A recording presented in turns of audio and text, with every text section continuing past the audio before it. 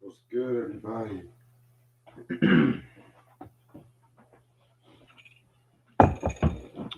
Sam, Zion, Antoine, Q, what's up?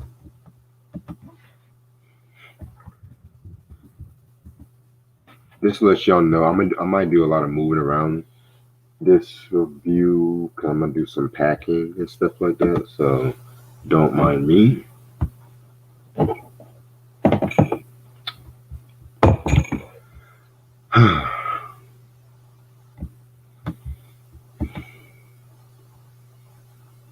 Cool, Keith, Ronnie.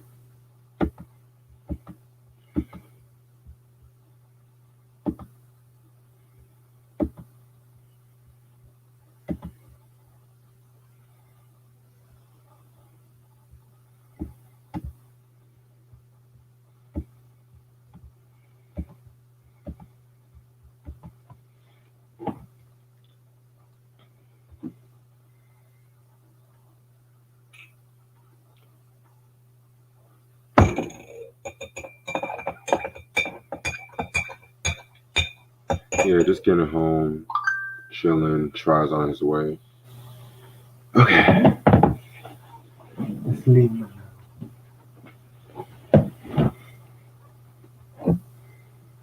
Can't wait for this trip this weekend.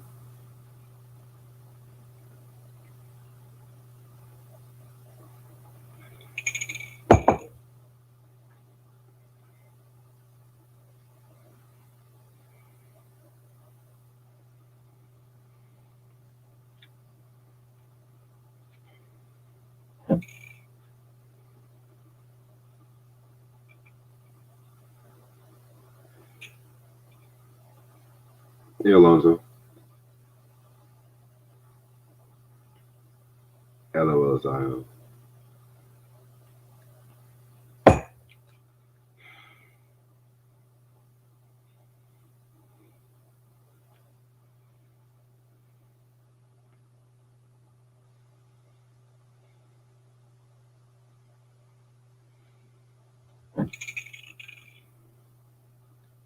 Alonzo, to be real with you, I only like a few Future songs, to be real with you.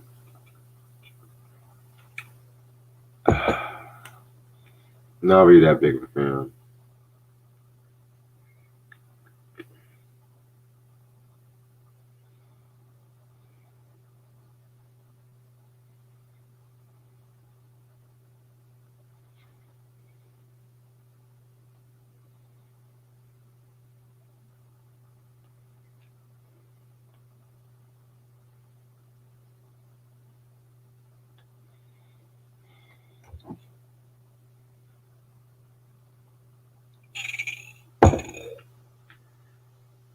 Jesus, I'm so tired.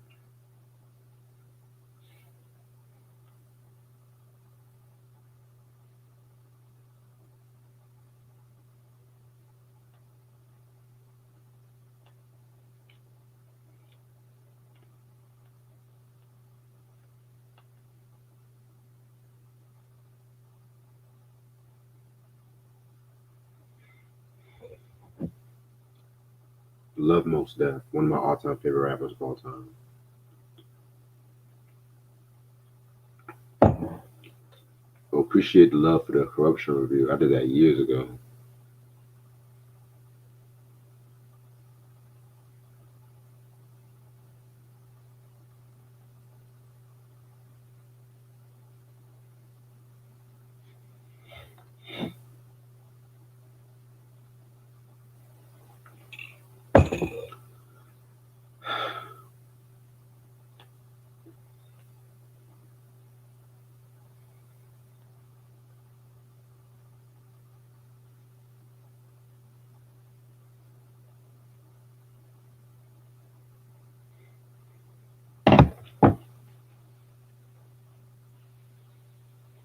Ooh, Karis one of the better lyricists to me. Even though I love Ice Cube.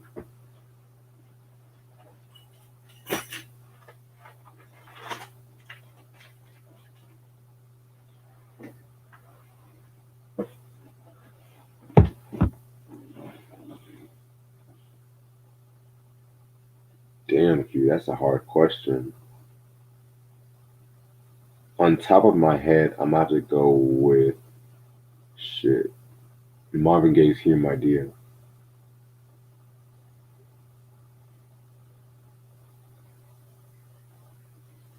Oh, and so we're definitely going to talk about that.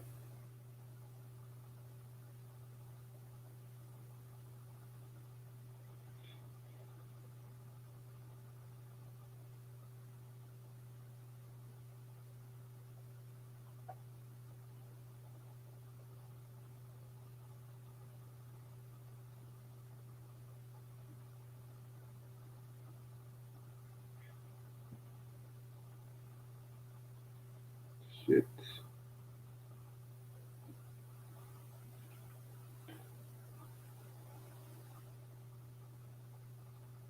Alonzo, good question.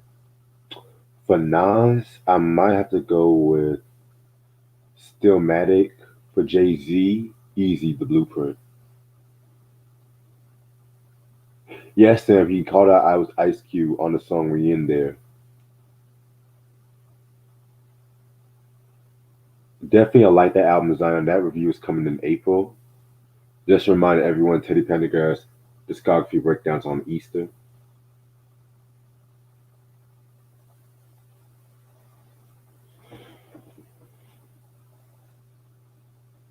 Alonzo is Kool Keith, Seji, DJ Mo Love, TR Love, and Tim Dawes. He's like an affiliate. He's not actually a member. Well, you can really call him a member, but originally he's an affiliate, but he's not like the core member, if that makes sense. Definitely going to talk about penicillin on wax one day. I'm not sure when.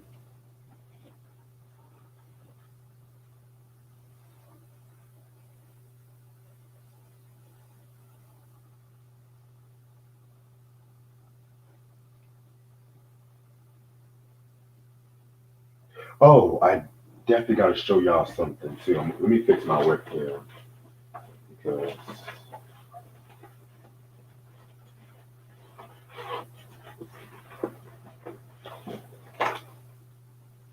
Jesus, Jesus, Jesus, Hallelujah, Jesus, Jesus.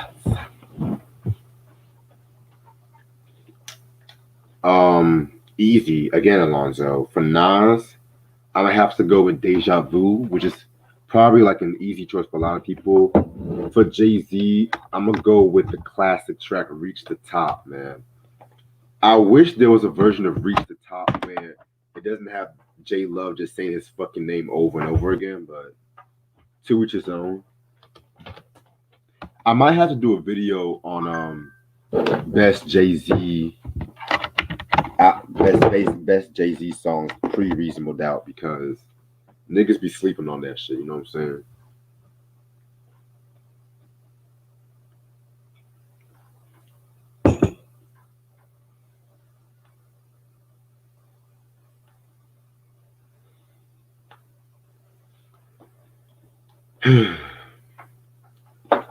Antoine, I have to be perfectly honest with you. I never really actually listened to Tim Dog like that. I heard a few songs.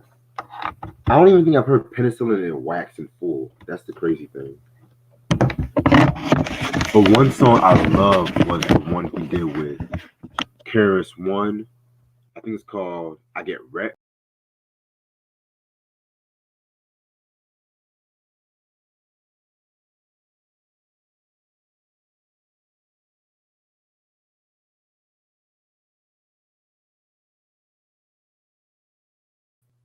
Yeah, the video of that "I Get Wrecked" song. That's definitely one of my all-time favorite hip hop videos of all time.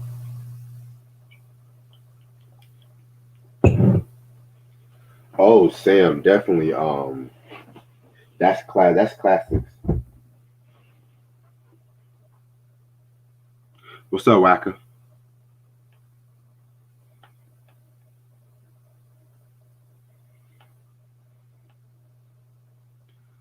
Okay. Oh, there you go, man of the hour. Yo, Yo, what up? What's not good? much. Just cute and entertained. How you doing? Chilling. Oh, I cannot wait for this review, yo. It's gonna be an interesting review.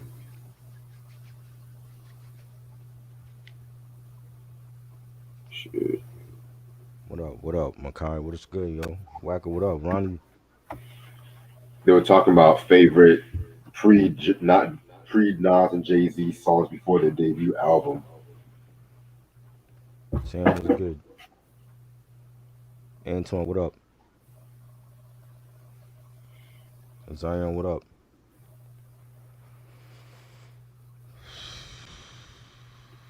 Hector, what's good, yo?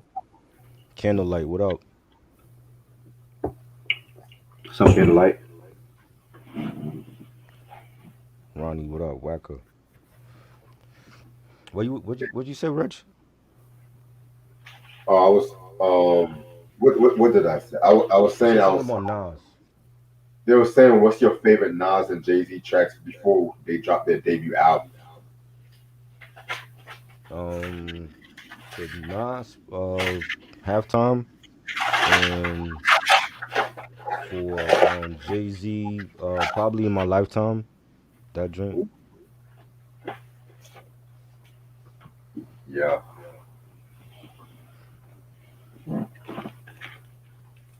that's right. Oh shit, I had that one too. That's the one where they went to Atlanta. They went to his house in Atlanta. Hmm. Yeah, man. Yeah, this is a rare issue, man. Yep. Ooh. I love that drink. I didn't keep none of my source magazines. Some of them were like damaged. Like some of them, the pages were ripped up. I kept some of them as neat as I could be, but some of them were messed up. And when the internet came in, like I didn't think I would need them, so I got rid of them.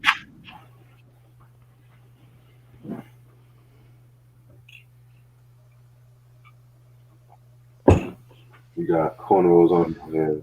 But I still got some Vibe magazines left though. Like you saw, I showed you the Vibe magazine for Luther, right? Yeah, you did. I got some left. But the Source magazines I got rid of. Yo, everyone's talking about this Fat Joe and Biggie shit, man. What did he say? I saw somebody post something like that. I didn't even pay attention. What did Fat Joe say now? They said him and Biggie dropped a diss out. Were trying to drop a diss album to Biggie. I mean, Fat Joe to dropped a diss Tupac. song to Biggie? No, Fat Joe and Big were trying to plan a diss album to Tupac. Oh boy. But I already Why? knew this Why? shit. This album. Why? But like I So said before, where's the songs? Does he have songs like with Biggie? yeah, but it's in the vaults. In whose vault? Who knows? In Puffy? Shit. I don't believe none of that, yo. This is shit we didn't hear back in the '90s. Like all this stuff is coming out now. I swear niggas be so sus. I swear to God, yo. No. Favorite Vibe magazine? Favorite Vibe magazine. That's a good one because I have so many. Probably the one with Snoop Dogg when Doggy Style came out, and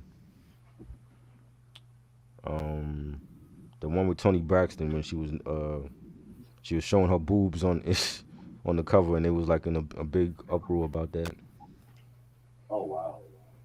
Do I have album tapes? I have some tapes left, not everything. I actually found a couple tapes last week. Yo, try. Yo, I tell people, don't remind me if I may be moving a lot because I'm gonna be doing some packing and shit. you're packing? Yeah, I go to my trip tomorrow. Oh yeah, you did say that. Um,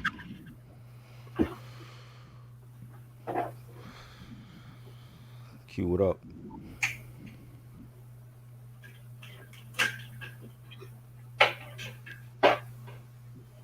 Favorite Tupac magazine cover? The Vibe magazine where he's like in the straight jacket and it says this was Tupac misunderstood. I think that was February. I want to say February '96. I forget Ooh, what month it was, but it's like on the cover of the Vibe issue. He's like in a straight jacket and it says was Tupac misunderstood. That's like my favorite one. that's my second favorite one. To me, it would always be, believe it or not, the Rolling Stone one when he died and stuff like that. I didn't get that one. They sell that one for like $900 on eBay. Of course, is Pac. Niggas love those some pop, man. You can I don't Amazon sells them. I don't think Amazon sells them. Amazon sells what? The magazines. They do, but sometimes they're very expensive on Amazon. I prefer eBay to be real Look with on you. eBay, Q. Yeah, I heard of Daz and Tupac Don't Go to Sleep EP. That was like 2009. I heard that.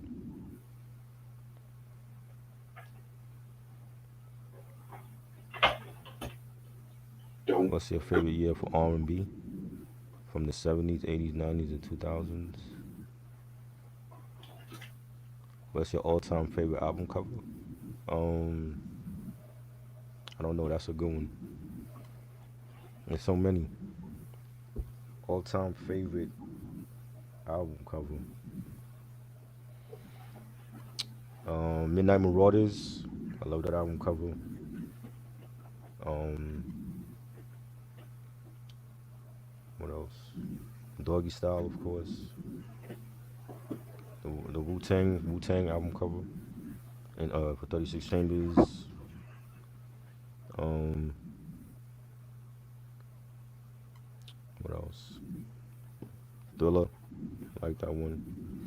It's a lot. It's a lot of album covers I like. Same. I'm ready to start whenever you are, bro. Let's go. Right. What's up, you two? How's everyone doing this lovely Thursday night? TGIT as usual. This your boy Reg in the building. Got my homeboy Try with me, What up? and continuing on our monthly series, we call this Ultramagnetic Thursdays, where now we're going to talk about the second album, Funky Head Up, released in March 17th, 1992, on Mercury Records, was on the Polygram. This was the only album on Mercury, but producers include TR Love, Mo Love, Kool Key, Said G, Charlie Beats, Dr. Jam, the Brothers of Funk, Phase 5, and Dinky B.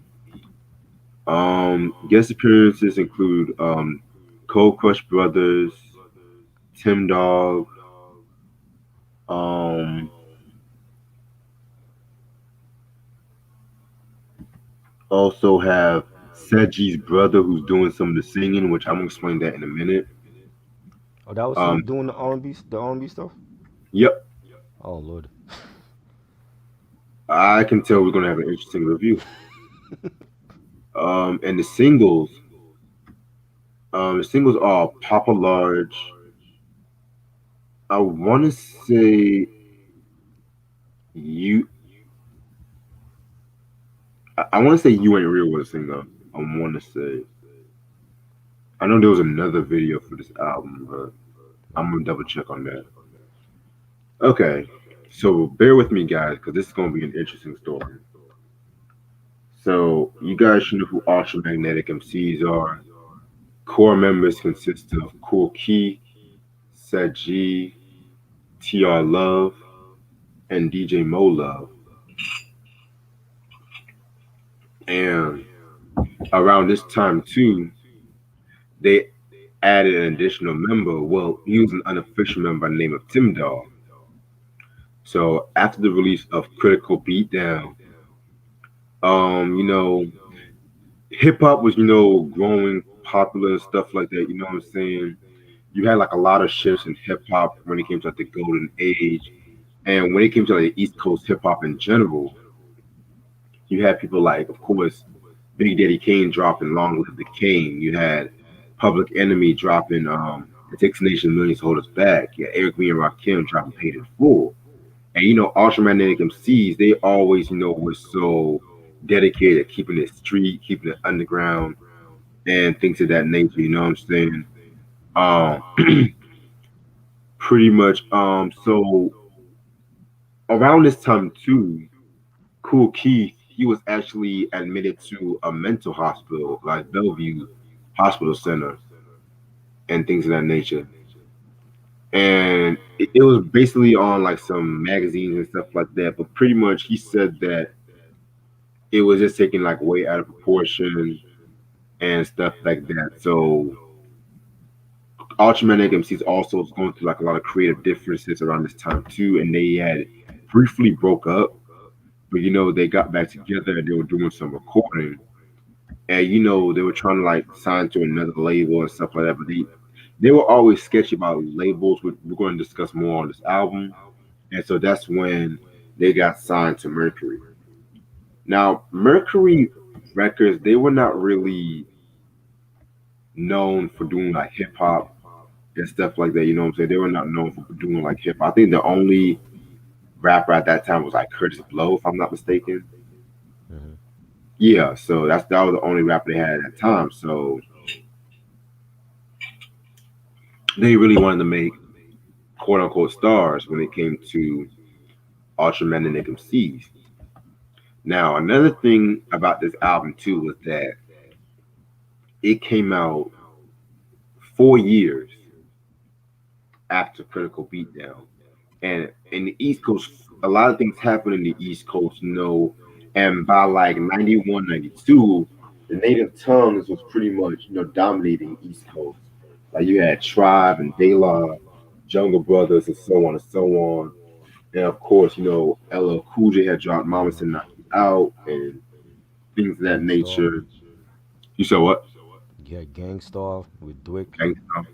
That was a big Yes, hit sir. that year. This was Yes. my introduction to like we talked about in the first album. That this was my introduction to Ultramag when Papa Lodge came out, Oh yeah, and man. seeing that video all the time on Yo TV Raps. And that's when I knew who they was. Like before this album, I didn't know who they was, but when Papa Lodge came out, I saw that video all the time, and they were different back in '92. They were different back then. Yeah, very dope video and shit.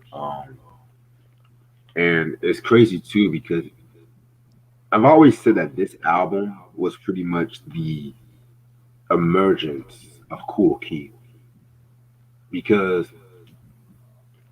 around this time Kool Keith had relocated to like the West Coast and stuff. You know what I'm saying? And he started, started writing more. And he even said, like, in an interview with the source, like, he wanted to do some more mature writing. He didn't want to do what they did, like, on Critical Beatdown and things of that nature. And so this is also the first album where he adapted the alternative egos. Like, he referred to himself as Rhythm X. And so Rhythm X is, like, more hyper, but at the same time, he has, like, more of a chill side. You know what I'm saying? Hmm. So yeah, man. A lot of people always think Dr. Octagon was the first time he switched his ego. It was like, nah, nigga, it's this album and shit. And also in 1991, Tim Dog had dropped Penicillin on Wax, which I haven't. It's been years since I've heard the album. I've not heard the whole album in full. And that was the infamous song "Fuck Compton" that was on the album Right. and shit. That was like the quote unquote beginning of the whole East Coast West Coast beef and shit. And there was some controversy behind this album too because pretty much Mercury Records they had like creative differences with Ultramagnetic MCs that Mercury pretty much hired producers behind Ultramagnetic backs to like remix some of the album and stuff like that. You know what I'm saying? And so yeah, that's how some of the albums you have like a lot of interesting. That's all I'm gonna say so far. Interesting songs off this album. But yeah, man, this is definitely going to be a very good review. And yeah, man, just so. This album gets so slept on. It gets so bashed on and stuff like that. So I was like, you know what? Let's talk about this. So dope album cover. It looks like they're like under like a sewer or a bridge. Like a It kind of subway reminds station. me. You said what? Like a subway station. Yeah, it low key reminds me of New Jack City, like in that whole scene when they're like living brother, Hmm. and they have how motherfuckers always used to like sit around like a fire and like a trash can or some shit like that. Right. Right. Yeah, it kind of reminds me of that. But yeah, this album has about 22 tracks. Let's get this shit started. No, actually, scratch that 23. Track number one, Introduction to Funk. Very dope intro. It low key is kind of inspired by like the NWA Straight Outta Compton, where it's like we're now beginning, like mimicking what Dre says and stuff. So, I kind of that's what I think I got from it. Right. It was alright. It was like a. It sounded like a NASA clip, like different NASA interviews, like spliced together. It was okay. Okay, true.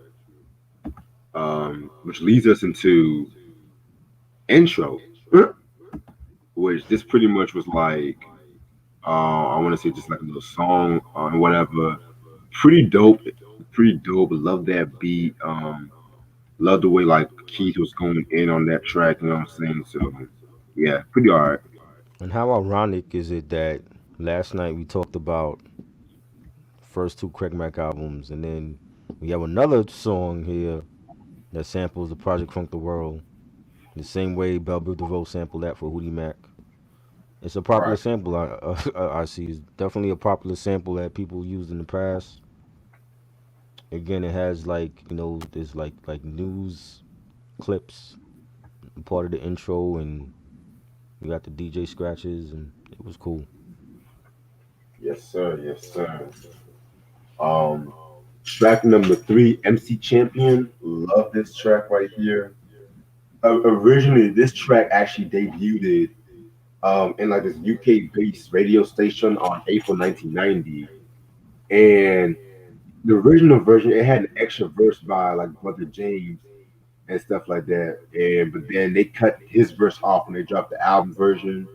Yeah, this song right here definitely another cool song. Keith definitely went in on this track right here. Definitely Hmm. a very solid joint.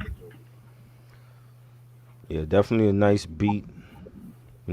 Nice scratching by the DJ and Kool keeps saying back to attack one, black one, white one, green one, or blue one, colorful street rhymes. I'm back to do one.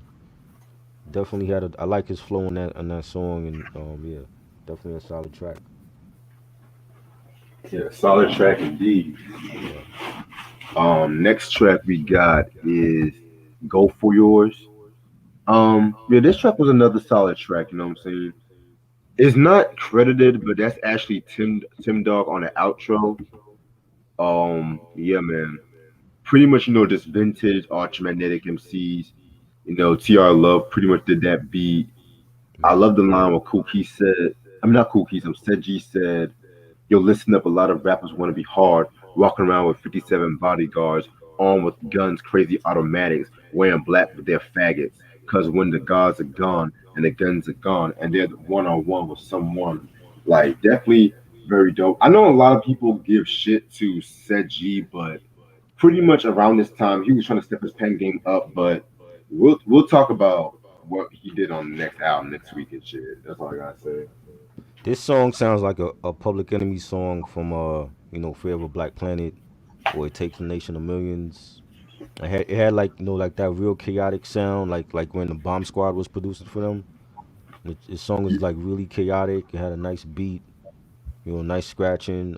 Kool Keith did his thing. He said, "Bring out a baseball bat for your black ass, Cincinnati, beating down on Oakland, but I'll be the referee while nose gets broken and bats get broken, brains get beat down, Bronx style, buck wild. Nobody should jump in. Fire, fire joint. One of my favorites on this album, on this whole album. Yeah, definitely a very solid joint indeed. Then we're gonna get into like a little skit called "Blast from the Past," which is pretty much just like random ultramagnetic songs from the past, like ego tripping mixed together. Like y'all remember this? Right. Pretty much not really groundbreaking, but still pretty dope. There's a lot of that going on this album. Like a lot of the skits, was like a lot of like clips or like news clips or like different interviews spliced together. Yeah, So this is like one of those tracks. Is like a little interlude, and you have like different breakbeat clips together, and the DJ scratching. yeah, definitely hear you on that. Next track, Funk Radio. Oh shit, this one's another solid track again. Pretty much, just they always have this thing with radio station. You know what I'm saying? Of course, Kool Keith, on his Rhythm X kind of shit. You know, Right. um, pretty dope track. I love the line where he says, "Extra rhythm flow, extra metaphor, extra hype and dope, extra Cupid beat." Like, and that's the thing about Kool Keith. Like sometimes like around this, like especially around this time, he would put emphasis on like one word and use it, and make sure it was still he was talking about like same word and make sure that shit was still rhyme with the same flow and shit. Like that's fucking dope and stuff. So yeah, man, very dope track. Yeah, definitely a dope beat. Had a really dark melody.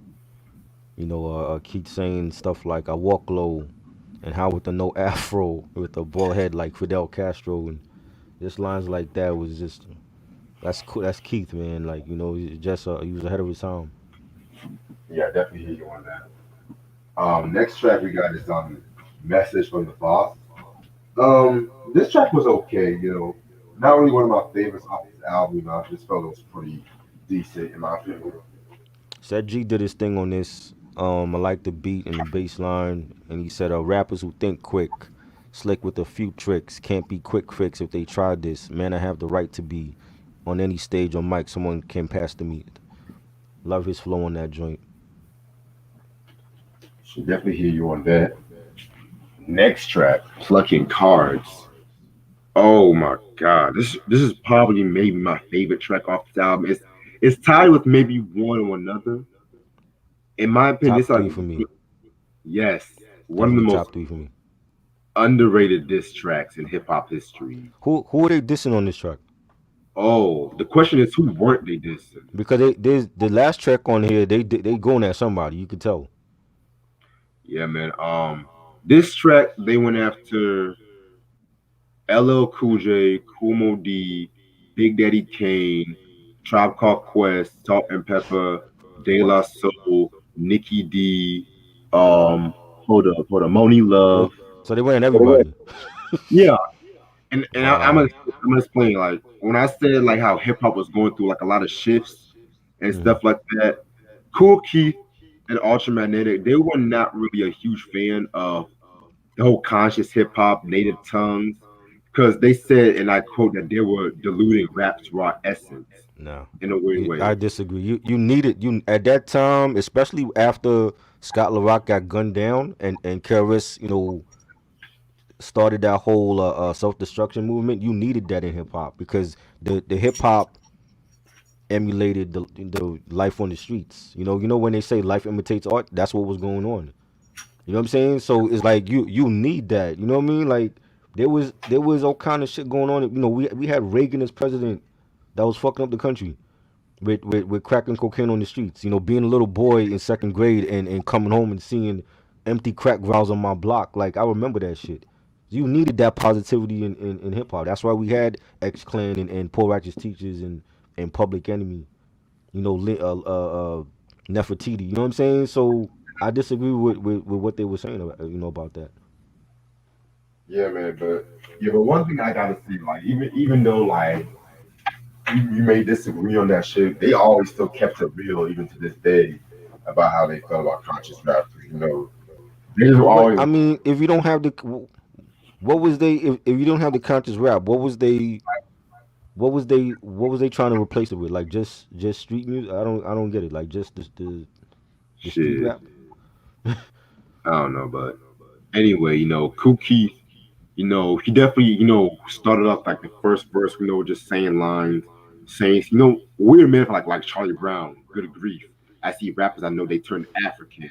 I just put on my back and then laugh again. And low key, that line is so true even to this day because, and I'm gonna be perfectly real, like with this whole Black Panther shit, and people like want to be all conscious, want to be African and stuff like that. But like back in them days, people all used to make fun of Africans in the media. Now we're living in the age where just because it's showing like African art, or just because they're trying to draw African influence, just for their whole style or whatever, I should automatically respect it or stuff like that. Where me personally, I'm not a fan of Faithful Tips. I'm not a fan of all that shit. You know what I'm saying? But anyway, when he gets to like the second verse, that's where he starts like dissing the rappers and stuff like that. Right. And he pretty much like disses LL Cool J and Cool D in 2 bars when he says, "You're dissing James, he's chicken feed. He can't rap or clap or make a feet tap."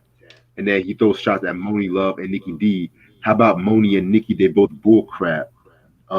Big Daddy Kane when he says, "How could I diss myself in front of Dolomite?"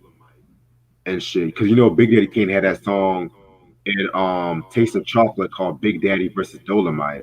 I was like, Right. damn, he's bold for Candace and Kane. I'm just um then he said,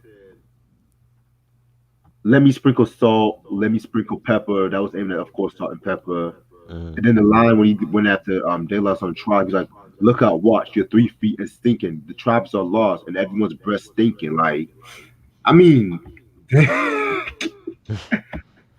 oh my god, like one of my that song and Roxanne Shantae's Big Mama, I don't understand why those tracks are not mentioned when it comes to like diss track, top diss tracks.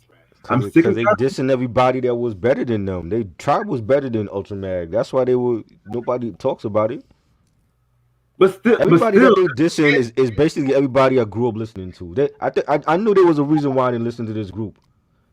You know what I'm saying? Because it's like I don't understand how you taking shots at Nikki D. Nikki D had one album, so you're taking shots at Nikki D and Moni Love and Salt and Pepper. None of those artists were battle artists. No, Money Love wasn't doing the songs.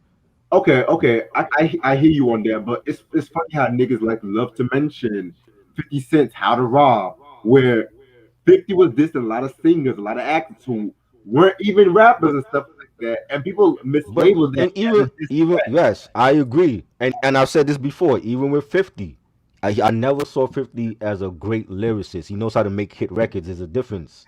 You can like you know what like in the 2000s when all of those mixtape niggas came out, Joe Budden and Jay Mills and True Life. None of them cats can make a hit record. They were only good at making mixtapes.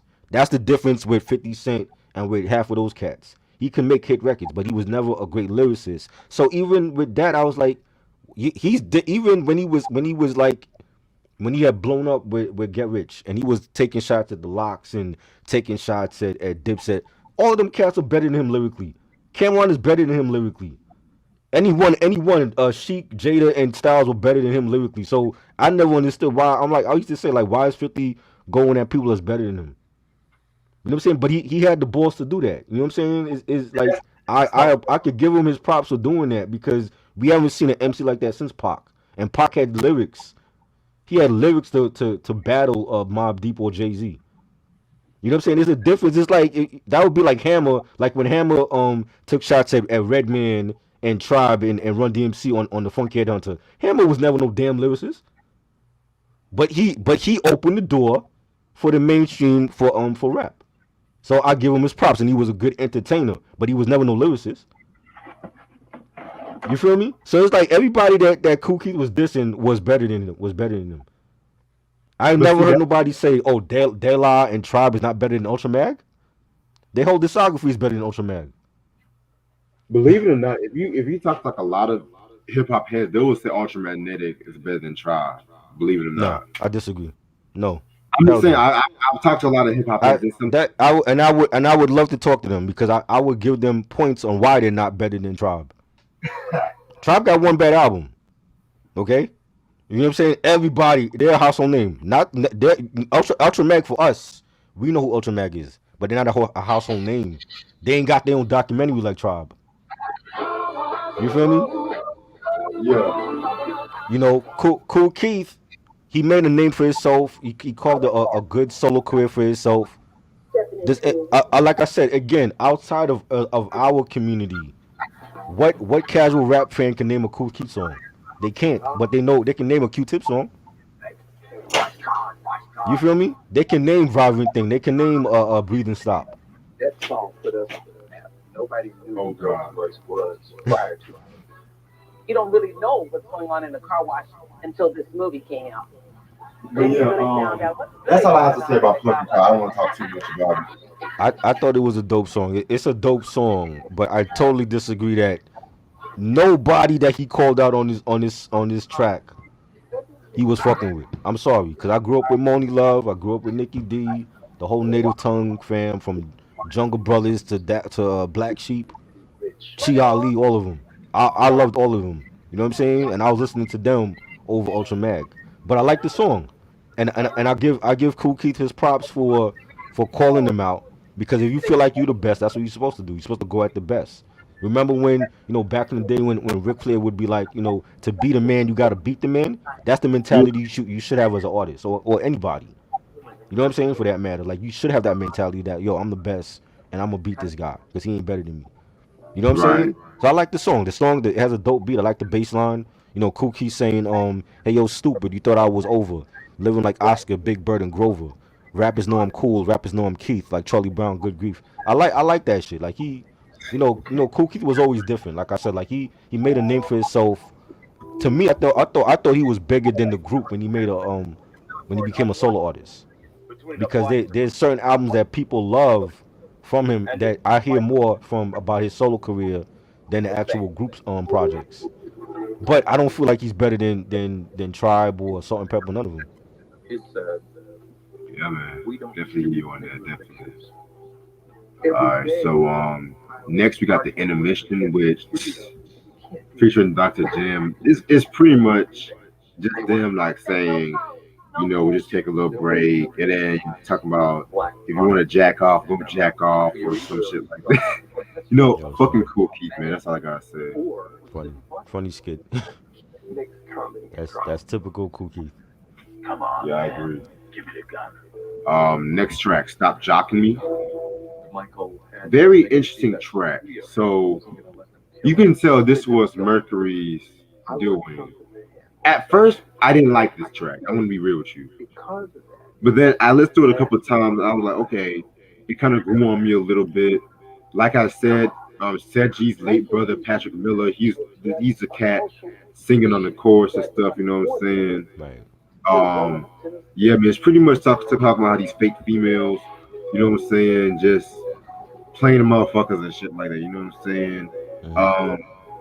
Pretty much dope track. Personally, I felt like this could have been a Cookie solo track, but Sedgie, he did his thing on this track too. You know what I'm saying? Not hating, but yeah, this is an alright track. Better than the other R&B song we'll talk about later.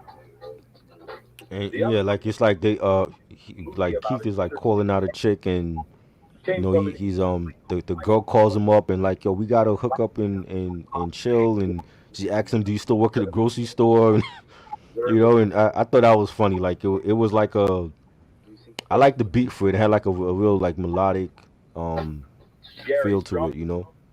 Yeah, definitely hear you on that.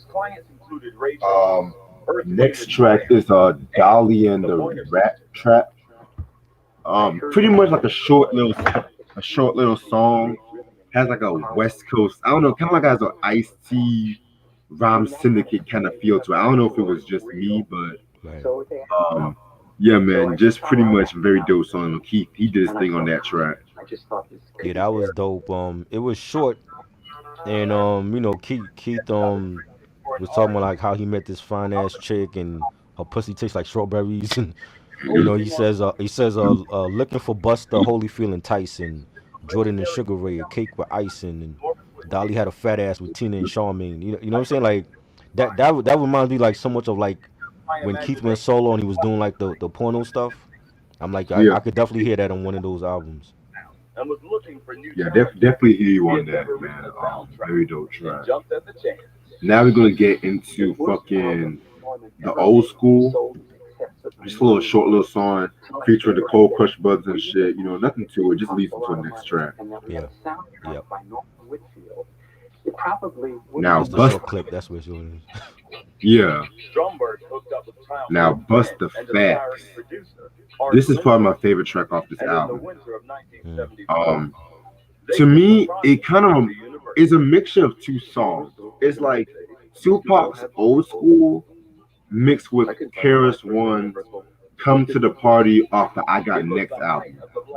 Right. So it's pretty much tribute to like the old school hip hop cats, but at the same time, he threw shots at Homo D on this track too. Because he was giving love to all the niggas in Bronx, like in the first verse, like Bombada, Jazz J. But then he said this one line where he says, "Kumo tried to get down, but I made him sit down. With that metaphor quickness, you bite and you bit this. Stop and go turn to see the flame and go burn. To ashes, dust to dust. 7 years later, tore you still crusty crust. Your old rhymes are rust, very dirty and dusty. And under your arms, you're kicking power and musty." That was aimed at Kumo D and shit. Right.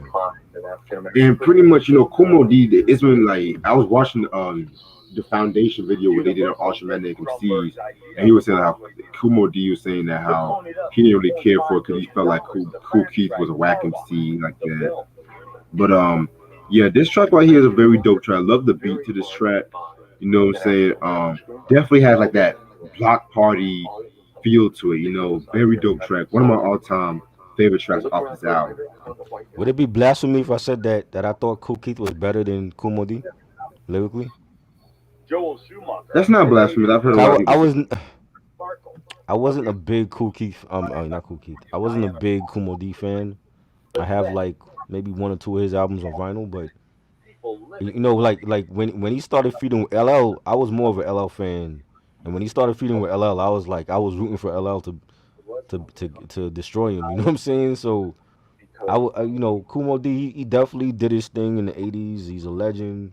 I just wasn't a big Kumo D fan like that. So, you know, when you hear these Ultra Mag albums like back then, and you realize how like far ahead Kool Keith was lyrically, he was better than Kumo D lyrically to me. You know what I'm saying? Yeah. And I like the song. The song was dope. It had a nice beat, nice horn loop. Keith saying, "Catch a groove is the rhythm, spinning back and forth from the east and the valley, swinging back up north." Love that. That whole track was fire. Let me ask you something, Try. Do you feel like Kumo D criticizes rappers too much? Is that what it is or not? Well, KRS One does the same thing, but I agreed with KRS One to a point that when he was beefing with when KRS was beefing with Nelly in what was that 2000 2001, Yeah. and I agreed with KRS One, but I felt like a lot of people now are pissed off with him because he acts like he's the gatekeeper of hip hop, and I feel like who are we to tell Nelly that he don't have a right to make a living off of hip hop? It's a $1 billion business now. You know what I'm saying? Even though I don't like him, but who is KRS One to say, oh well, he shouldn't be rapping? You feel me? Yeah. Because because like there's always gonna be artists that we don't care to hear, and we don't need to hear them. You know what I'm saying? If you can't stand the artists, just don't listen to them. You know what I mean? I feel like yes, I we do need KRS One in this culture, but he's become like a gatekeeper of hip hop, where some things that he say like it pisses people off or whatever. You feel I me? hear what And that's how I looked at like Kumo D was like, but I think it's more of a just having a different mentality back then than see the young generation not gonna understand. So our mentality is different compared to theirs. So it's like when you hear Kumo D speaking or KRS One, I understand what they saying, but a younger person might not.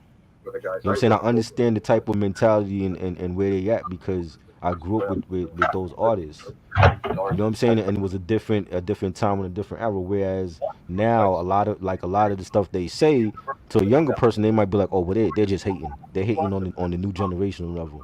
You know what I'm saying? Yeah, You're like gonna get that. So I don't think I think I understand where he's coming from. You know what I'm saying? But it's not gonna resonate with everybody. right. You know what I mean? Yeah, different generations, exactly, Antoine. I hear your point on that. Next track we got is Murder and Homicide, which short little song. I didn't really say too much about it. That was like a bunch. It sounded like one of them like crime shows where they like catch a killer. You know what I'm saying? It was like one of those clips, and I was trying to figure out like what clip is that they got it from because you know what I'm saying I don't remember too many like shows like that. I mean other than America's Most Wanted, but it didn't sound like that. Definitely hear you on that. Next track is You Ain't Real. Pretty much, talking about rappers who just pretty much attacking the whole gangster rap from my perspective. Right, I don't know if it was just me, but the way that TR Love or Mo Love, excuse me, was scratching the Curtis Mayfield sample at the niggas. I think he right, was throwing shots at making fun of NWA and stuff like that. I don't know if it was just me and stuff because right. they had some lines where they said some shit like um what's that line? You motherfuckers wanna blast. I keep rhymes in store for their ass. They ain't got the style to kick no shit. I bust rhymes and heat and just blow shit out. Let me ask one question. You think I fell off? Well, come test then. You ain't the man to stop the big X like shit like that. You know what I'm saying? So Right. yeah, very dope track. Yeah, I thought it was dope. A nice beat. Keith saying winning like the motherfucking Giants. You got rhymes to kick and drop science, math, English. Fuck it, I said it. You said come and grab the mic. I thought it was a dope song. I didn't get the feeling that they were dissing anybody on this one. Oh, true. Yeah. Anyway, next track we got is Make It Happen. Again, another very solid joint right here. You know what I'm saying? Both Kool Keith said you definitely went in on this joint. Yeah. Yeah, this was dope. I like the horn loop on it, the bass line. You know, Keith was saying rappers know they whack compared to King Solomon. I just swallow 'em in, eat up their whole crew, then say, yo, what are you gonna do? Solid track. Yeah, very solid track. Um, Next track, I Like Your Style. My opinion, my least favorite song off this album. It sounds like a broke down version of LL Cool J's Around the Way Girl. Again, Mercury Records, you can tell because this was not Ultramagnetic. This was not Ultramagnetic and stuff like that. You know what I'm saying? Right. Yeah, Stop Jocking Me was an R&B-ish kind of track, but it still had the charisma of like a typical Ultramagnetic MC's track. You know what I'm saying? But this one, it's just like I don't want. It's like I don't want to hear Kool Keith on this shit. You know what I'm saying? And Right. then said, "G, come on, yo, listen, baby, it takes more than a booming system." LL Cool J. To turn my head, make me flip and listen. You gotta know how to walk. You gotta know how to talk. You gotta know how to stand. You gotta know how to smile. I'm just like, oh man.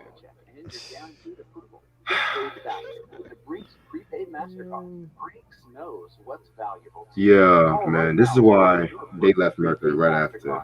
Who So was the second guy rapping? Because I didn't it didn't sound like Said G and it didn't sound like Kool Keith. you said the second guy? Yeah, the second guy, the guy that came in second on the track. That was Seji. Oh, that was Said G. He sounded different Yeah. on this one. He sounded different on here. Seji got like five rap voices, man. Every album, he got a different voice and shit. To stay on budget, director Michael Schultz needed to cast up-and-coming actors for dozens of Yeah, parts, different It, voice. it's just yeah. enough for star cameos. But It legends sounded like not around the way go. You remember that song Let Me Know Something from Bell DeVoe first album? Yeah, It sounded like that because they used like the same. importantly, There's like a Richard little sample in it, like a little sample in it that they use that BBD used for that song, and it was like it sounded like a fake New Jack Swing type of joint by Teddy Riley. to have them You know what I'm saying? Like I could definitely hear Teddy Riley produce this joint for them, and it was just so out of place on this album. I'm like, oh, this is a New Jack Swing joint for with Ultra Mag, you yeah, know. But I thought it was dope. I thought it was a good song.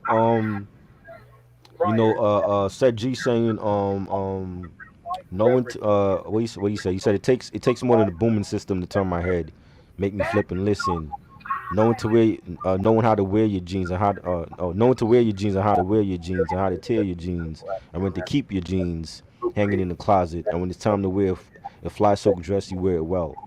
I thought it was a dope song, like something different from them. Even though like I don't think New Jack Swing was their thing, but it was something different on this album. respect. I hear what you're saying. He got he got five different rap voices. Red said. her long-term contract to a I studio. mean, trust me. Once we get to the Four Horsemen, I'll explain more about that. And Right. he thought that Then was we're gonna get to the bilingual teaching, which is like another short track. A Spanish clip. It was like a Spanish clip, like the Spanish guy on the clip was like he said something, I did, but it was in Spanish though. Yeah. he could play that character. Now, Papa Large. This is pretty much again. This song has like three different versions. I'm gonna be real Yeah. with you. Hmm. So the album version, not not great. I'm gonna be real. I thought this video version, which I'll get into, was the very, but it's just like a traditional song, you know. But then they have like a West Coast remix, which again, a very cool remix, you know. Definitely emphasis on like a satirical West Coast, you know, with the heavy bass line and the that is kind of production.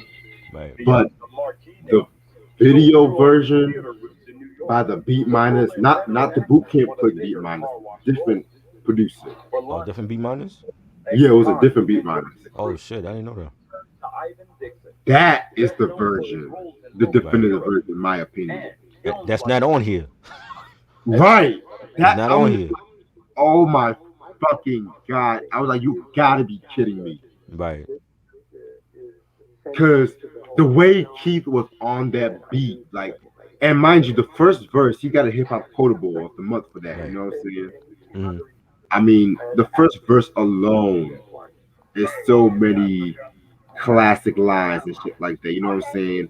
I love the line where he says, "I keep in shape and do my physical fitness. Your head's numb, so your brain's a mistus. Pick 'em up, eat 'em up, pick 'em up, heat 'em up, pick 'em up, picklehead, pick 'em up, picky. Of all the blobs, and that come real sticky. Gripping the mic and plug 'em up." I was like, oh. And then the second verse when he was like, daytime switching up to prime time, Pacific East, swimming back to waste time. Ride the funk with the mic and East rhyme. Hyping dope, hot the frame, the mic smoky. Yo, I ain't joking. Rhyme to kill, rhyme to murder, rhyme to stomp, rhyme to ill, rhyme to rock, rhyme to smack, rhyme to shot, rhyme to rock. I was like, go ahead, Keith. Like, boy just went in. Oh my fucking god. Definitely. Antoine, you said you like the original one better? Oh wow. What?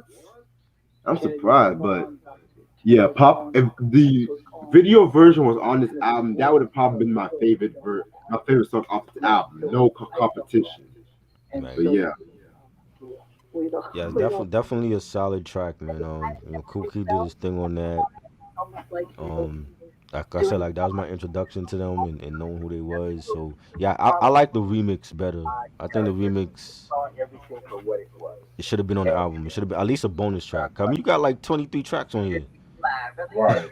You know what I'm saying? It could have been at least a hidden track. You know what I'm saying? If anything. Exactly. And mind you, I don't think this album ever got re-released and shit. Right, that's true. It's crazy. There's like a lot of tracks that they've done, like for around this time, which they've released on like certain compilation tracks, you know. So Right. yeah. Next track is like Mo Love on the ones and twos, the traditional DJ track, the DJ track where they have to show off their skills. You know what I'm saying? So that's Yeah. the best way I see it. Yeah, that was dope. It was like a nice little ode to the DJs. Nice beat. I like that. Yeah. Track number 21, Porno Star featuring Tim Dog. Probably the longest track off this album. Hmm. Pretty straight song, of course, vintage, cool key. You know what I'm saying? Again, Tim Dog definitely making his name known and stuff like that. Pretty solid track. Not one of my favorites, but again, very solid. I kind of I feel like would it have. did run too long. Hmm. Yeah. I did feel like it did run a bit too long and shit. Yeah. 7 minutes. I would have loved to see a video for this because Oh, yeah. I thought it was like some funny shit going on, like with like the group members like going to see this chick and um you know Keith is saying like how he's gonna hide in the closet. I'm like, why are you hiding in the closet, Keith? And you got like Tim Dog on on the track with them, and he makes a girl balk on the song, and that immediately that made me think about Coming to America. Forgot about that part. That made me think about Coming to America when I heard that shit. And Keith was in his porno bag on this. He's saying like, looking at my pictures with your bra and soaked panties. I pull my dick, your tongue stick out. I lick the clitty clit, then suck the titty tit. I'm rather suave, not finished with the pussy yet. Now turn that ass up, I want to wax it. Shoot my jism in bombs, I want to tax it. Your bed, my bed, fuck it, where's the elevator? Set your pussy off like a fucking detonator. Fire. Fire. Like when he talks about sex, he's in vintage form. You know what I mean? Definitely. I like the beat. There was like moaning on the track. It was like real melodic. One of my favorites on the album. Yes, sir. Next track, the PMRC ID. Again, just another one of those tracks where they do snippets at one another. Right. Nothing really to it. Yeah. Another short, interlude or whatever. Yes, sir. And the last track off this album, the Chorus Line Part 2, featuring Tim Dog. Pretty solid, you know. I won't really at the end of the album off on this one, but you know, it is what it is. Who he taking shots at? Because you could clearly tell they going at somebody. Let me look at the lines and shit, cause I don't even think I really paid attention a lot to that shit. Hold on. Cause you know Ultramagnetic, they're always doing shots at somebody and shit. So The one product I think you guys would love, KY. Yeah, we gotta talk about his sex albums. oh yeah, you said why? That shit Cause gonna be funny. That shit gonna be funny.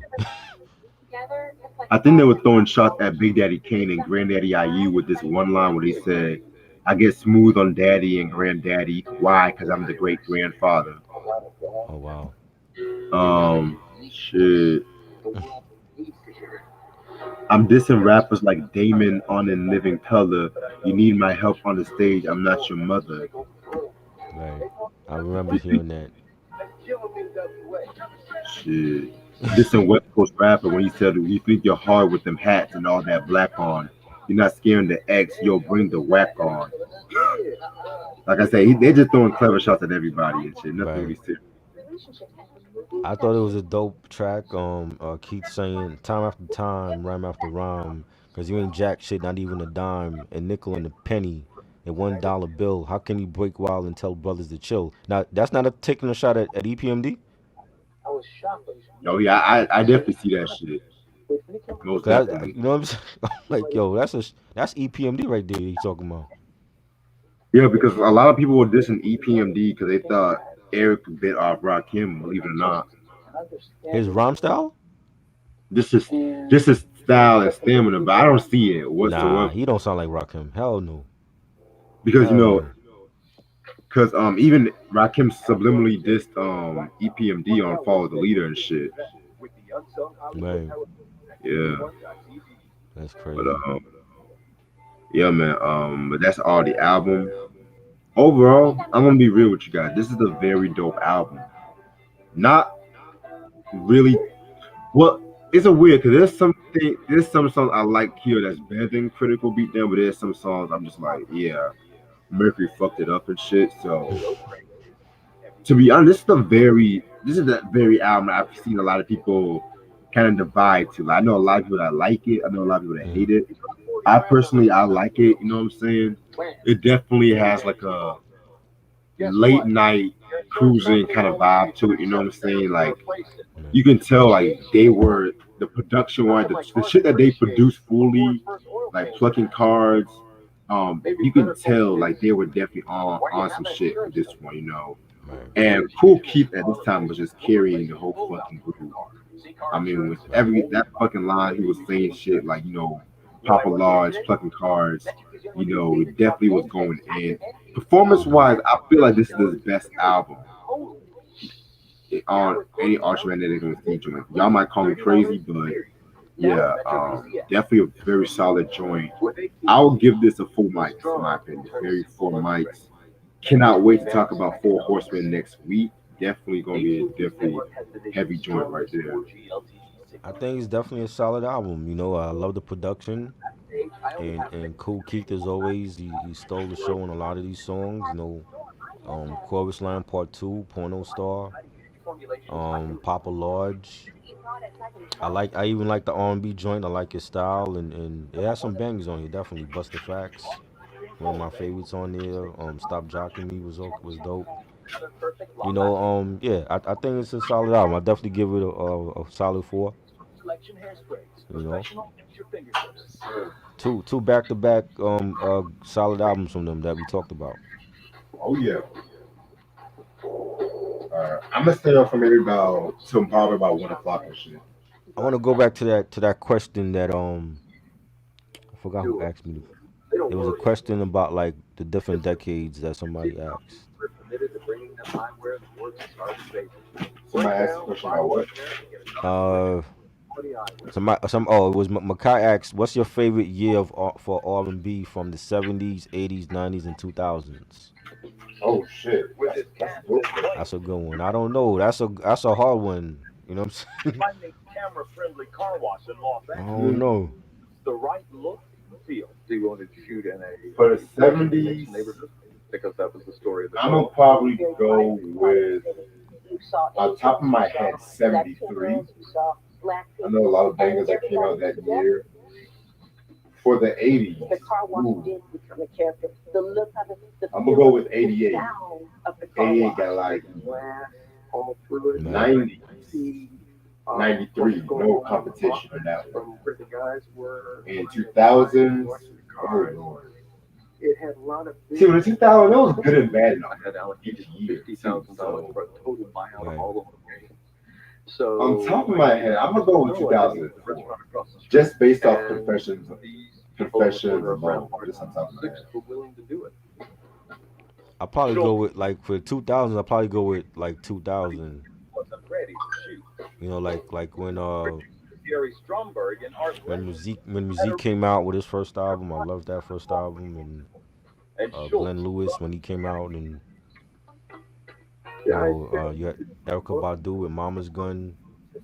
You know, the 90s, I would say, like, closet musical. maybe 94. Schultz song, so that his 94, 94, like a lot of great R&B albums. kind of car wash ballet approach The normal. 80s, yeah, probably 88.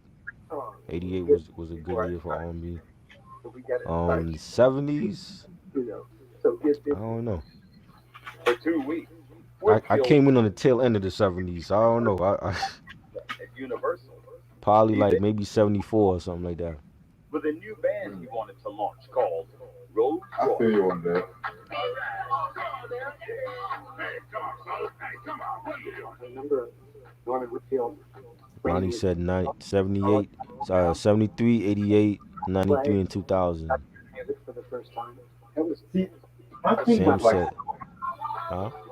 my thing was like soul music in the late 70s. There was still some good shit too, but that was when a lot of R&B cats was doing adding some disco elements in the guys. Right, that's why I was like, yeah, because I'm like, well, the 70s was mostly disco.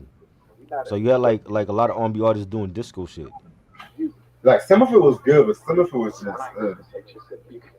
Right. But if I was to base off funk alone, like P-Funk and Earth, Wind, and Fire, I would probably say 77 if I was to base off funk music Car alone. wash. Right. I want to get next to you, and I'm going. Which I might have to do like a top But funk the albums Mexican and car shit. wash was more than ear candy. No That's doubt. something we should have done like years ago. In the store. Ronnie said, Prodigy, Keep It Thorough, or Mobb Deep, Quiet Storm remix. And but Quiet it, Storm also remix. in many ways advanced the Definitely. storyline. With Little Kim, definitely. Did I get my vaccine? Nah, we not they haven't called us yet to get the vaccine yet. They're doing it by age group. So my age group hasn't been called yet for that. Yeah, I think I gotta do that shit next week. You got to believe, right? Hopefully sometime in like late spring, early summer. You know what I mean? I don't trust that shit. Yeah, I mean I know people that's not gonna take it, so You got you to know. believe in something. Why not believe in Makai says he goes with 76 and then 87 or 88 and 91 and 2000. What was 91? Boys to Men first album, Jodeci first album, New Jack City soundtrack. What else? I thought Today was 91. That was 90, right? Who? Today. Oh, I don't listen to them like that. I think Today was either, it might have been 90, 91 or 90. I think Today came out.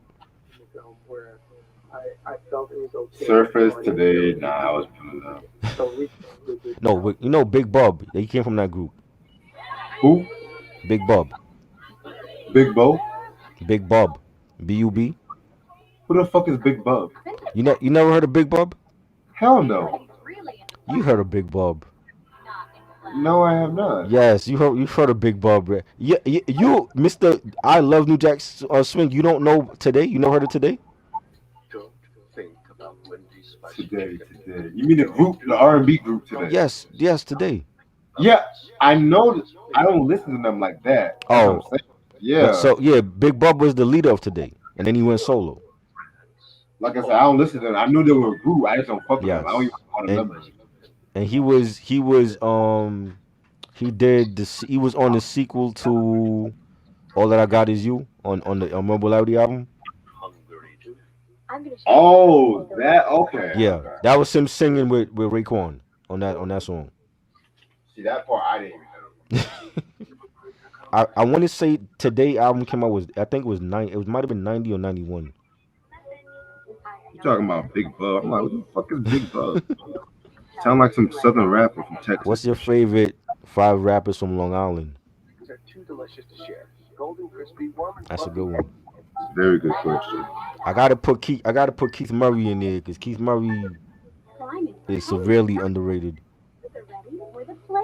EPMD. Yes, Rakim. Oh, of course. You know what I mean? Rakim probably be number 1. So Rakim's always number 1 in hip yeah, hop. The God MC, he's always yes. number 1. Shit's all over that. Chuck D. Rakim's the greatest. Yes. Reg, you watching Car Wash? I'm watching the Unsung Car Wash. Oh. Underrated movie and soundtrack? Which one for Car Wash? Yeah. Because that Royce album, that was. Right. I don't even think the movie's underrated. In the black community, you know, we cherish that shit. Yeah. But you know, white people they just don't get it, you know. Right. And that's good. If white people just don't get it, not everyone's supposed to get everything. I don't think they still getting it. Right. On the set, right there. Another dance, you do a little something. Antoine, Wait, Rock Marcy. I forgot Rock Marcy from Long Island, Buster. I couldn't get the steps right. I could actually beat Gerald dancing for real. Yeah, it was 90. Okay. Oh, shit. Oh, shit. Why don't you just leave? I'm being You good? Yeah, I stepped on some shit that stabbed my The foot. movie did take on daring issues, especially for its time. Yeah, but I'm good. You stepped on some shit that would have stabbed you? That's what you said? Yeah, I stepped on a box and it was like a sharp end for the box and shit. Oh, wow. What you doing over there, Reg? I told you I'm happy. Oh. Who you calling sorry looking? There's something about the confidence as well. Favorite rappers from the Bay? Favorite rappers from the Bay? Choosing Too Short, lifestyle. E40. To be able to speak up for themselves. Oh, Can't you shit. see that she ain't funny? She's just another poor example. I'll probably say Lunas. I'll probably say Showing on Lunas. me. I gotta put somebody from Hyro in there. You know, Dell or Opio, Casual. And so when he said it and walked up and snapped his fingers, and George said, "What the hell was that?" That theme encapsulates everything in Car Wash for me. So it's very serious, Royce versus the but Undisputed also Truth. extremely funny. I'm gonna go with Royce. I don't listen to Undisputed Truth like that. The cast and crew of Car Wash spent 9 Yes, weeks Dell. Dell is underrated still, man. in LA. And the daily So who's ready for the Grammys? help the actors get into Nope. their roles. I'm not. It felt like Fuck that. Just boycott the Grammys. They should boycott the Grammys. When you don't have the artist with the best album last year nominated, why should I watch it? The siren went by and the ambulance went by. What is the incentive for me to watch it? Nothing. They'll probably get the rap category wrong anyway. verbally at the Car Wash. We only use 20%. They better not give it to Electronica. That's all I know. I'm telling you that right now. Then later, Favorite rappers from Long Beach? then post. Oh, Snoop, His sounds were a problem. Badass, People rest in were peace. everywhere, especially for Glorious, Trey D, aka Marley. Pimps appeared from different corners. Warren G is underrated. Their girls had called up their people saying, "Who is this new?" you said Warren G? on the block?" Yes, Warren G, Arlene's all over the place. Oh yeah, he's very And they underrated. thought I really definitely. and they were a little How would you rank on their territory. Public Enemy first 5 albums? You know, somebody always asks us this. Norman Whitfield's songs How were would you on rank it? Maybe we should do an album ranking for Public Enemy. and the film. Just How takes would you over. rank their albums? Pretty special. Number 5 will be Bum Rush the Show. Number 4. Oh man. Number 4, I probably would have the 94 album was the 5th album, right? Yeah, music and our message. Yeah, Music and Our Message. That would be number 4. Number 3, I want to feel I don't know, cause this is where it's gonna get tough because the 3 after Bum Rush was like my favorites. You know what I'm saying? I don't know. Like between It Takes a Nation of Millions and Forever Black Planet and Apocalypse 91, that's their best shit. I don't know where to rank those. Yeah, I hear you on that. You know what I'm saying? I don't know. It might be a tie. You know what I'm saying? Because any 3 of those albums were great. language. It's the continuation of the metaphor. I don't know. I think what Michael was doing was using music that was all Favorite rappers from Compton. differences were. After 36 days of Favorite shooting, rappers from Compton. all storylines were tied up, except Red. one. The showdown between Lonnie and FJ Underrated. Schultz had added to give more weight to the film. But Underrated. that sparked another showdown. Off screen. Every day I was arguing with the tenants that came to the studio about the ending of the film. Is Exhibit from Long Beach? wanted I don't even think Exhibit is from California. artists and all. No, he's not from Cali. Yeah, he moved over there when he was young. Michael was right. Without drama as a contravening force in a comedy, the comedy's life is what He was born in Michigan. Schultz deliberately dragged out the last days of shooting to force Universal's hand. I don't know. That's that Public Enemy ranking. I don't know, man. That would be hard. When you finish the film, and I'll say that the final 2 albums for me might be a little bit hard. as written. I love their stuff up until the He Got Game soundtrack. After that, I didn't really care for it. And I heard some of the albums in the 2000s. I didn't care for them though. Protecting him this afternoon, and now you're protecting his money. The thing that's most But impressive about that scene to me, their stuff in the 80s and 90s are great. I am not going to allow you to do this to yourself. And Favorite that track from Hard Knock Life Volume 2. shit is missing today. Nigga what, nigga who? That's junk change, man. What you gonna do with it? You gonna buy your revolution? That's a good one. Just give me the money. I don't know. It always changes, Hector. It's one week it could be If I Die Tonight, or it could be It's Alright, or it could be the title track, Hard Knock Life Anthem, or what's the joint he did with Too Short, Coming of Age? No, a week ago. A week ago, my bad. A week ago, I love that joint.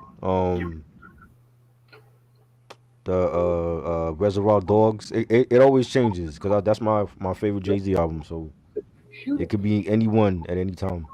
Money Cash Holes. Jumps up and goes, don't you? I don't wanna kill you. Money Ain't a Thing. You know, Jigga What, Jigga Who. Is every track on there is great, man.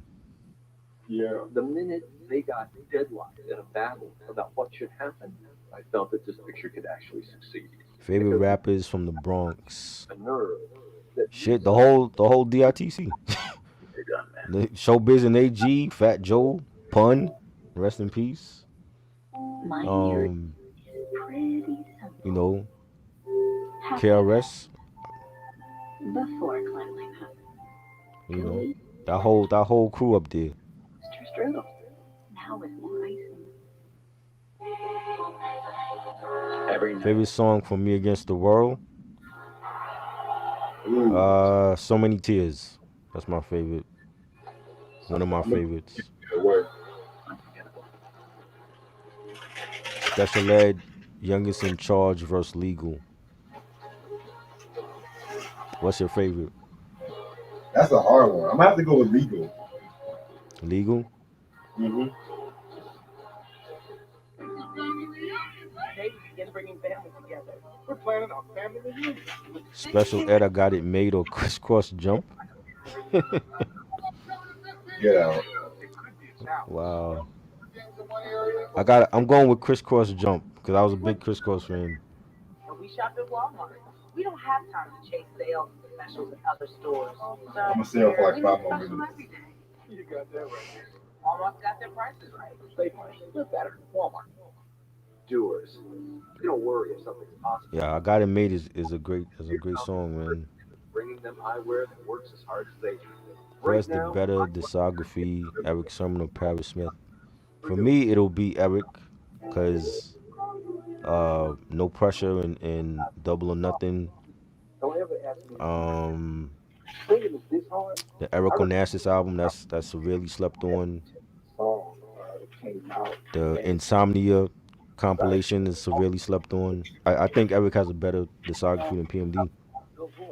I hate to say it, but Parrish's first album sucks. Oh, Shady Business, you ain't like that?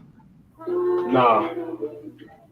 Too West Coast. It's been a long time since I heard. I never bought it. It's been a long time since I heard it though. But the second one to me is his best one. Oh yeah, that second one to me, Yes. that's a classic. Business is Business. That's his best album. Even now, like he's still putting out albums, but his second album is his best one. Home. It's where one look, say it all. Where everything on the We should do that, Reg. We should discuss his second album. way too fast. It's where Yeah, we can do that one day. Did we ever do that? We never talked about his stuff, right? decisions get made. Nah, the only EPMD solo joint I've ever talked about was on Eric Sermon's Double or Nothing. Right. But we can definitely do a few more of those in the future. Jump down. Why did Eric and Paris? It's a long story, but I mean, there's a whole bunch of shit that happened. You know, if you saw the beef, you know, the beef DVDs back in the day, they talked about that. Like, you know, somebody broke into Eric Sermon's house and he blamed Paris for it, and a lot of infighting going on with the group and the Hit Squad and a whole bunch of shit. America's favorite. Good fun for all. Little Caesars, oven ready lunch combos. Underrated producer from the West Coast. For impatient people. To me, I would say Evidence. I think Evidence is underrated. I think Only Little Caesars. you know, Quick. I think he's underrated. First. I am test driving it for 24 hours. Nice do it. It's a lot. Actually, I'm You told know, you know we're test driving this field for 24 hours, right? Yeah. What are you doing? Just watching. Keith Murray versus Fredro. I thought I was picking Keith Murray to destroy Fredro, and it didn't happen like that. For some reason, you know, Keith had all these excuses about how he was. He said he was what he said he was like taking a medicine or some shit.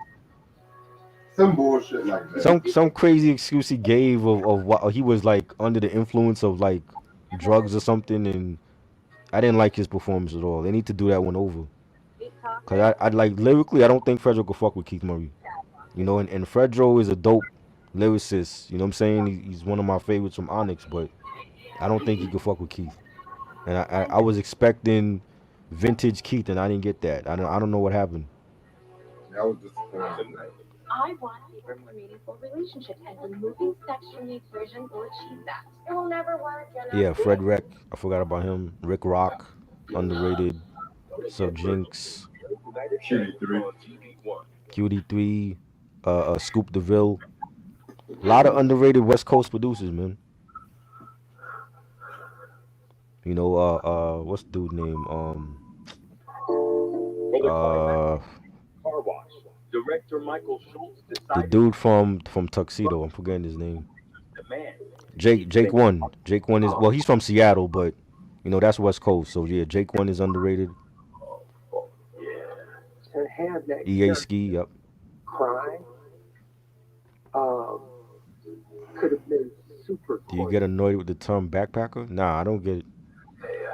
Backpack only means, you know, the type of audience that was listening to a certain type of hip hop. You know, it was the underground You know, you don't have backpackers for mainstream, so I don't care about. Like the term never bothered me. Been watching. Because so funny, so light, there's been this dark How you feel about the Outlaws? I love the Outlaws. It I feel like the Outlaws are not making their best music anymore, but when Pac was here, they were good. They had more members. It was like 7, 8 members in that crew, and like half of them are gone now. put forth as a generational responsibility. Listen, I'm gonna call it tonight and shit like that. Lily just got done finished packing. Can't wait for this Sunday. We're gonna do my birthday. What we doing Sunday? The Cactus album. Cactus album. Okay. What time is that? 11. We can do it like 11:30, 11:45. Okay. Yeah. That's Think gonna y'all be fun. should watch it. The head of Funk your head up. is Cracker Definitely. Texas. I would definitely recommend. Don't listen to what the critics have to say. Right. Stay tuned for next Thursday as we do the Four Horsemen. We don't distribute. As usual, this is Boy Reg. Thank you again, Try, for this. All right. I'll see you later. Peace. Peace. I called the guy I knew at Warner Brothers and said, "Would you take